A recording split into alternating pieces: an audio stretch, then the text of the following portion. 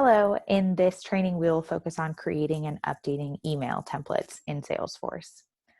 I will navigate here to Salesforce. So you'll start in your setup menu. If you're not already in the setup menu, you will click the gear icon on the top right and go to setup. If you do not have access to edit email templates or to get to this larger setup menu, ask your system admin to provide you access. So over here on the left, I will type in templates using the quick find box, which is right here, will really help speed things up when you're trying to find things in the setup menu. So we are going to click on classic email templates. We will not be using Lightning or mail merge email templates at this time. So the initial required email templates that were provided in phase 1 discovery have been created, but they have not been populated with detail. So these are kind of like the shells of the email template. So just to show you what one looks like, I will go ahead and click into one of them. And so you'll see information up here at the top, and then at the bottom, you'll see kind of a preview of the email template itself. So if I want to edit the email template, even the content of the template itself, I'll click edit. And then here I can see a few important things and things that are required. You can tell if it's required because it has this red bar on the left-hand side of each of the fields.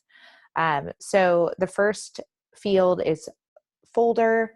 I have created a few folders, but Kairos can create as many folders as they see fit. So I have this email template in the alerts folder. You'll then make sure it's available for use. If it is not available for use, then if your Salesforce users are manually sending an email through Salesforce and they're trying to look for a specific template, they will not be able to find it. So make sure that that's available for use. The email template name. So when you actually populate the email template name, the template unique name will automatically populate. So you don't have to worry about putting the underscores there. Encoding, you can just leave it as is. A quick description, and then the subject, which is the subject of the email if someone receives the email, and then the email body. So here you can type in whatever you want. And then you also have available merge fields. So merge fields are interesting because you have to be sending the email from the object where you're accessing the merge fields from. For example, if I am sending an email to a contact and the contact is not related to any opportunity, I'm not going to be able to add merge fields from an opportunity onto that email. If I am sending an email to a contact who's on an opportunity, I would be able to come in, select an opportunity field by selecting opportunity fields in the select field type.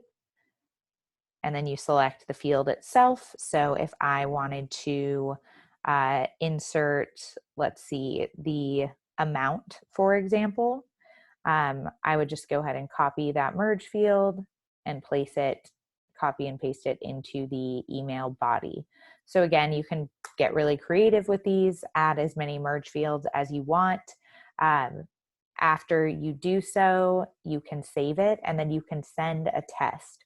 So I highly recommend this if you are working with merge fields, just to make sure that there is data in those blank spaces. If the field doesn't have anything to reference, or that merge field doesn't have anything to reference, then there will just be a blank space. They will not see that weird text that's included when you add a merge field into the edit screen of the email template. So you can choose to send the email preview to yourself. If it is related to a record, for example, an opportunity, and you want to make sure that those opportunity merge fields are coming through, select an opportunity here so that those fields will come through in your test. So after you click OK, you should get the email. You can clone email templates. So if you normally have the same format, or for example, if you're looking at a follow-up email template that you send every 2 days until someone responds, that's a great use case for using the clone feature, because then you're only changing a small amount of text and not, creating it from scratch. If you do want to create an email from scratch, you can come back over to the classic email template, click new template. In this step, most of the time we're selecting text. If you do want to create some kind of custom HTML or CSS email template, that is possible. It just takes a little more work. But for this case, we will use the text field, and then we're back to this familiar page. We have merge fields up top, and we can choose a folder, click available for use, and populate our email template. So if you have any more questions about this, please let me know, or let your Salesforce admin know. Thank you.